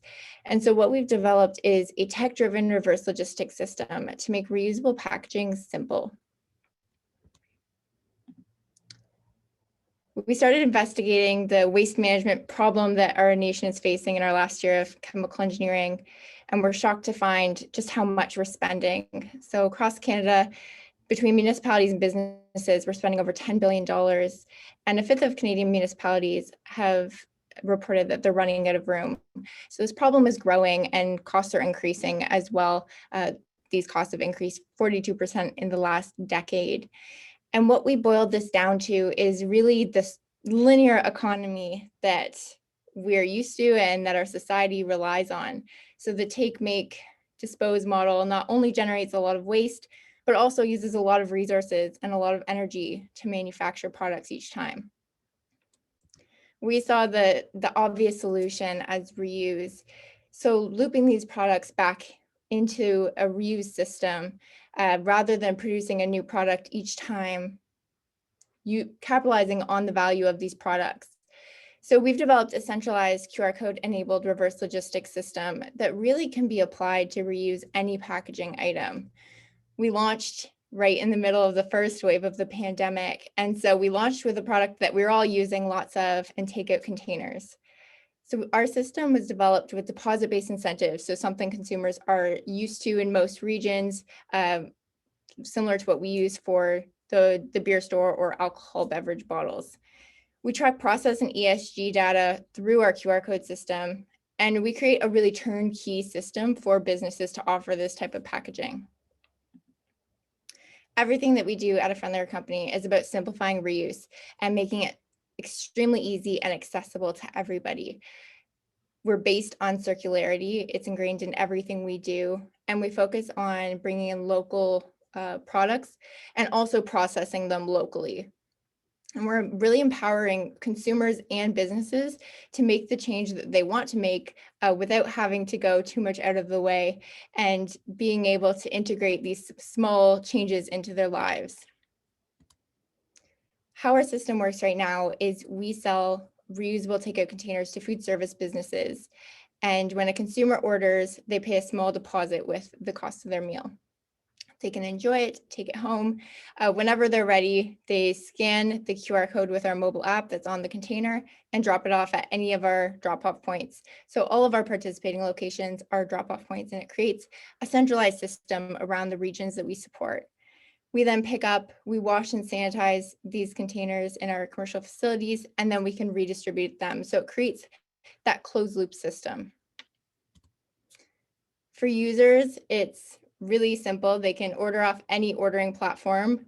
So some of our businesses actually completely transition over to our products. They don't offer any single-use items. Some of them offer it as an option. So here you can see a screenshot from Skip the Dishes, where the option for reusable is there and it adds that deposit. The scanning process is super easy for consumers on our mobile app, and they can see all of our drop-off locations on the map as well. So we've been filling that up since launching. On the right, you can see our deposit page. So it'll build up for consumers as they return containers, and they can request payment at any time, or they can donate their deposit. So driving that social mission and bringing in community partners to put those deposits towards local charities. We've built a system that's really versatile. So, we can run really any reusable packaging item through our system in a similar fashion to what we're doing with takeout containers. It's very versatile. And we've created a turnkey system. So for businesses, it's essentially the same as using a disposable container or single-use container. They can focus on their product. And we track a lot of ESG data for them, which is helpful for them to reach their sustainability goals that they have internally as a company. We're creating a localized system. So by creating local washing hubs, we're not only decreasing transportation emissions and costs, but we're also creating local jobs and that sense of community. And our system's also very affordable. So we focused on ensuring that it's not a difficult or expensive transition for food service businesses, but rather a eye for an eye and an easy switch out. I'll pass it over to Jackie. Thanks, Kaylee. So since we launched in November of 2020, we've partnered with 35 food service businesses. We've been targeting independents as we start, and we've just been growing ever since we launched. We're projecting $120,000 in revenue for 2021, and we already have over 1,000 people who have downloaded and are actively using our mobile app. We've received really great feedback from customers and from our restaurant partners. And here's just a quote from one of our restaurants who's received an amazing response since launching from all of their customers.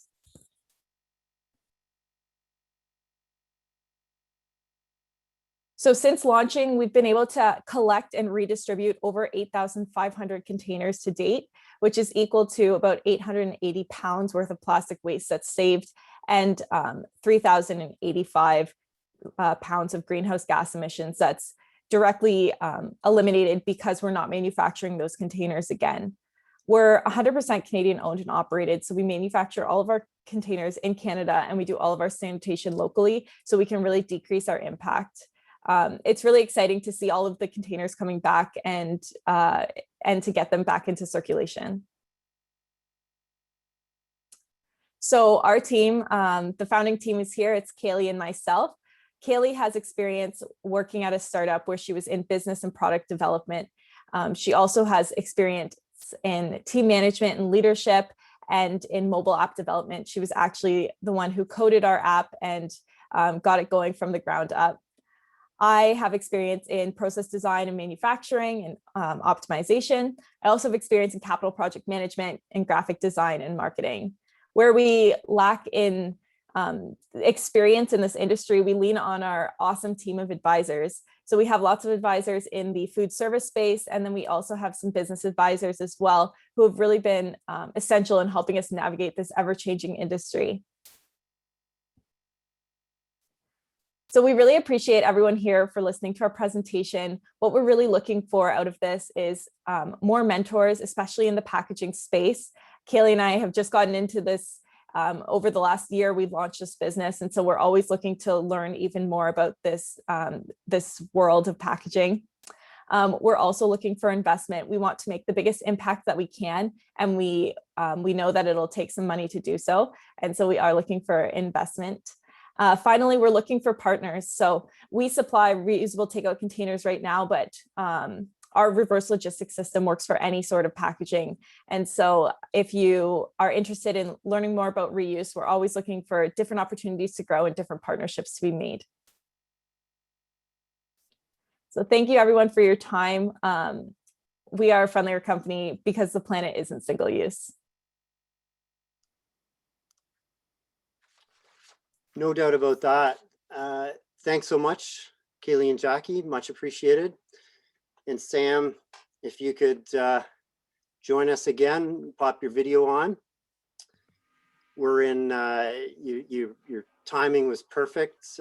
We're at just shy of quarter to the hour. So we've got a little over 10 minutes for questions, and then we'll wrap just shy of 4 and give you a sense of what's coming up a week from today. All right, Sam, good, you're back. So listen, I've got a couple of kickoff questions, and then we've got a number of questions that have come through from the audience. So I think I'll toggle back and forth as best I can between the two organizations.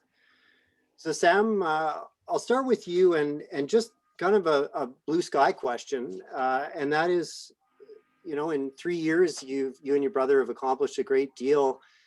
What's happening over the next 3 years, the next 5 years? Where do you see Flexi Hex going from here as we emerge from COVID and hopefully and new opportunities arise? Yeah, I mean, I think we ultimately want to become, I think, a globally recognized kind of brand within the packaging industry as a sort of like a, I think as a viable alternative to bubble wrap. You know, we're kind of moving through different market sectors kind of one by one. We're only a very small team, and looking which market sectors are applicable for Flexi Hex as a product. You know, which types of markets does the product work really well in? So we're having great success in the bottle and drinks space in the UK, which is now being kind of transferred into the US. And that's primarily down to the sort of USPs of, as I say, how adaptable the product is. But you know, the next market sector we're looking at is kind of online frames and the art world as well, and looking at sort of how that space can, how e-commerce and the moving of kind of products in that space. So, and then, you know, automotive and consumer electronics. So there's a vast amount of kind of markets we want to move into. It's just it's basically ticking them off one by one and seeing and being kind of, I suppose, having a clear strategy with that. Okay, good. Well, thank you. So from blue sky to a more sort of a more practical question I'll throw at the AFC team, and it happened to be one of my lead-ins, and I also see it's come up from an audience member, and that's to do with the cleaning of your reusable containers. Obviously, that's a key part of the equation, especially during a pandemic. And so the question is, how do you plan to facilitate dishwashing as you scale across new regions? And Kaylee or Jackie, whomever would like to field that one. Yeah, thanks for the question. That's a great question. As we scale up, we are planning on having local sanitation hubs. So what this means is we'll have local sanitization facilities that are strategically placed across our geographical regions to minimize transportation and to optimize those processes. So we're starting right now with our very first cleaning facility that's located in Guelph, Ontario. And we've really created the blueprint and the plans that we can copy and paste that all across of our expansion plan, so that we can service these areas locally and minimize transportation while making sure that we can sanitize all our containers efficiently.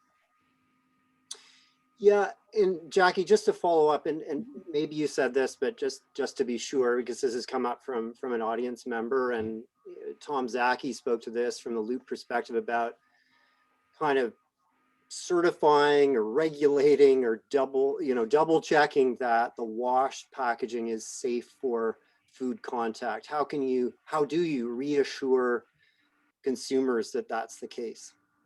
Yeah, absolutely. Whenever we're dishwashing, we make sure that all of the equipment that we use is properly certified. So all of our equipment is NSF and ANSI 3 certified, which means it kills 99.999% of bacteria and viruses.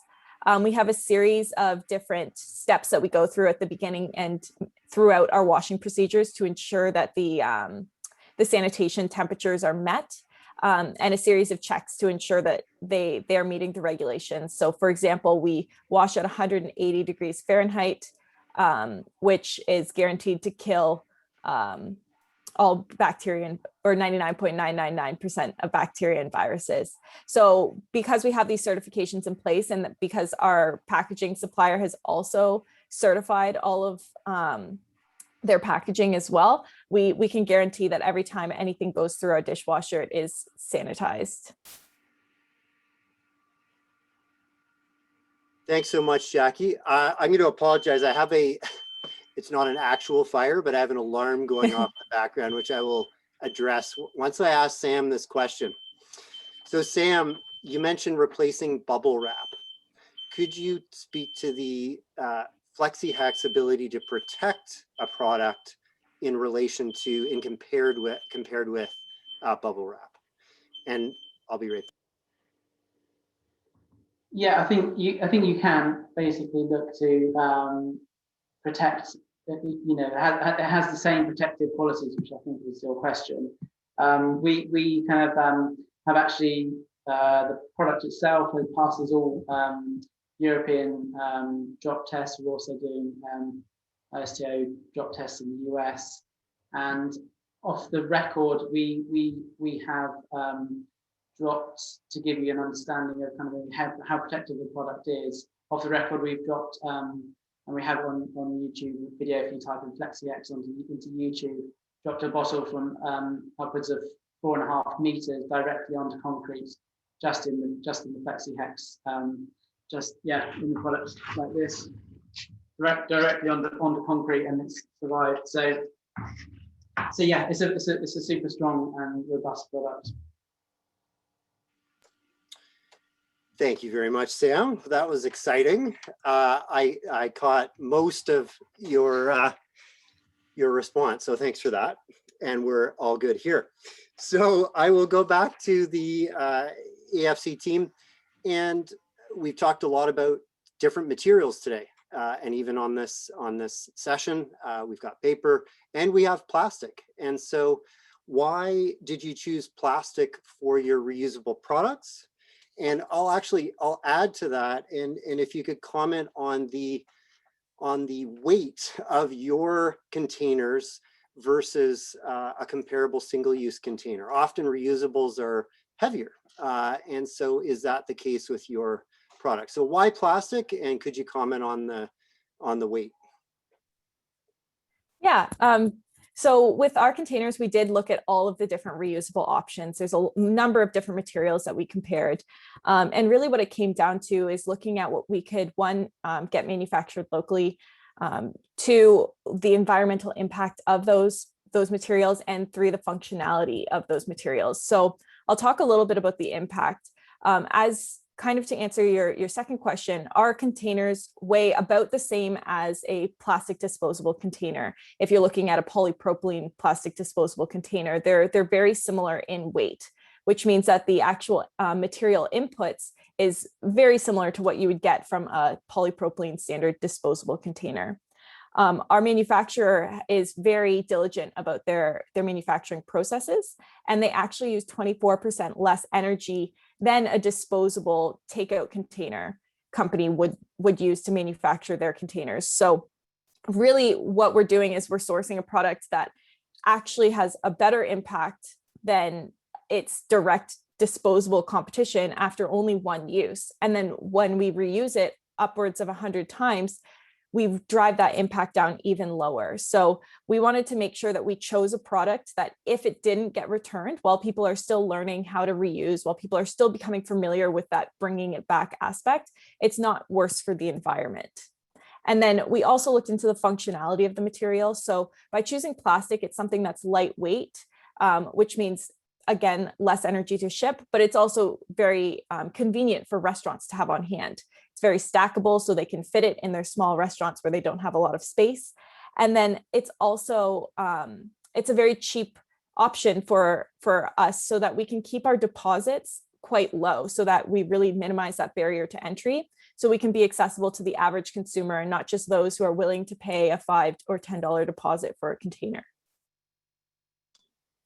Got it. Thank you. And at this time, are you able to include any recycled content in the containers, or is that too challenging given the food contact? Yeah, right now we don't. We have 30% pre-consumer, so no post-consumer material. But we do ensure that all of our defect or end-of-life containers that can't be reused again do go to a partner that's local as well that actually uses our material as an input stream to produce their product. So we close that loop even for the products that can't necessarily be reused in our system. We ensure that they are sent right back into another circular system and that they'll be recycled themselves. Got it. Okay, thank you. And Sam, just along those lines, question here, and you did comment on it in your presentation, but perhaps if you could just reiterate and provide a bit more detail on the sourcing side of the equation for Flexi Hex. So you spoke a lot about the recyclability of and the simplicity of the fiber-based packaging, single material. And you did mention that it's, I believe, 100% recycled content on the sourcing side. But could you just elaborate a little bit on how you source your material and what considerations you place there? Yeah, I mean, it's basically, we source is 100% kind of like recycled content on the bottled products. We manufacture in Asia the product itself, but we're also looking to bring manufacturing kind of into Europe and potentially into the US as well, to try and localize manufacturing to bring down our kind of like footprint. But we're kind of in the process of basically making sure that we kind of keep a very sort of close kind of like, I suppose, the strategy on where the material is coming from. So all the post-consumer waste, how that's sourced, and also, you know, and so we can sort of track that through to the final products. But yeah, we've sourced some really good manufacturers, and sort of I've seen kind of like so the quality of that product coming through. So. Good. Okay, thank you. Okay, a couple of we got a time check here. Okay, we got a couple of minutes here before our closing remarks. I think you've seen a couple of poll questions come up. We'd appreciate your participation there. So for Kaylee and Jackie, where is it? Oh yeah. Would friendlier company containers be suitable for a manufacturing business's cafeteria that maybe serves, you know, a few hundred meals a day? Yeah, absolutely. So it's actually a great spot for it, because you know, you have all these meals that are being served in a closed environment where people are eating them and maybe taking them back to their office, but likely not leaving the building with them. So it actually makes for an awesome return system, because we can put return bins throughout the office, throughout the cafeteria, and then we can attend to those containers quite quickly. Okay, got it. So I'm gonna throw one more quick question to you in a moment, because it relates to the sanitizing and sort of quality control piece. And then I'll ask each, Sam and Kaylee and Jackie, just to close 30 seconds each. What do you want to leave the audience with today? So before we get to that, the question is this, Kaylee, Jackie, around quality control. So how do you check that the containers, you know, as they cycle, don't have any damages that could compromise the quality of the container, and, you know, affect the food health and safety, I guess is the question. It's That's a great question. Yeah, so as Jackie kind of mentioned, we do have a number of checkpoints throughout our process, both when the containers come in and are going into the washing process, and also when they're coming out. All of our packaging is they're all scanned by us when we get them, and so we actually have a visual on every single container that goes through, so we can make sure that nothing is going out that isn't, you know, high quality. Everything that is going out should be good as new, and that's really what we strive to do. And then it's repackaged immediately into sanitized sleeves, so there's no opportunity for contamination once they come out of that kind of certified process, and then they are inspected along the way throughout our various checkpoints. Got it. Okay, good to underscore that. And so I'm afraid we're just a few minutes before the hour. So Sam, 30 seconds, you've got the floor. What message would you like to give our audience?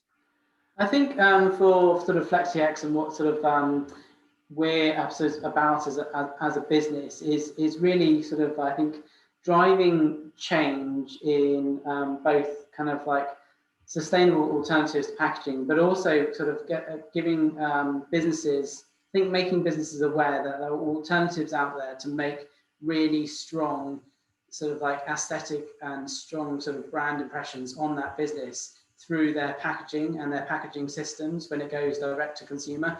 And consumers are looking for kind of like reassurance in how the products are being packaged and how they are being sent to them. So I think, I think we're one of a number of businesses which are growing in that space. And I think just an awareness from both sides that consumers are pushing, but businesses, you know, that is your shop front at the moment, is how your products are packaged and are sent to the consumer. So yeah, think cleverly and think carefully about how you do it. And Kaylee, 30 seconds, the floor is yours. Yeah, I would say, I mean, we heard from a lot of great panelists today, but the industry is transitioning towards reusables and a circular economy. And by creating a centralized system that is utilized by a number of businesses and coming together to create that really a convenient and localized and central system, when we can create the biggest impact together. It's really about bringing together our resources to create a complete solution so that it's really easy for people to be able to make this sustainable choice. Yeah, thank you. And thanks to both organizations here. What strikes me is that both have made incredible progress in a very short period of time. So hats off to you as disruptors in this space, in your respective spaces. And Lindsay, I guess we have a couple of closing slides to cover. And this is very important, a huge thank you from the PAC team to our day one sponsor, the Canada Plastics Pact. So we greatly appreciate the support to be able to put on today's events. In addition, keep your eye out for this upcoming special PAC Connect magazine feature. There will be a printed version of this, which will profile many of the topics and speakers that you heard about today and next Wednesday as well. And so speaking of next Wednesday, 1 week from today, June the 9th, same channel, same times, 10 a.m. and 2 p.m. We have another great lineup for you. So we really hope you'll join us then. So on behalf of the PAC team, thank you very much for joining us today, to the audience. And of course, thank you very much to all of the presenters who, contributed their time and energy to make today a success. So thanks everyone and all the best. We'll talk to you soon.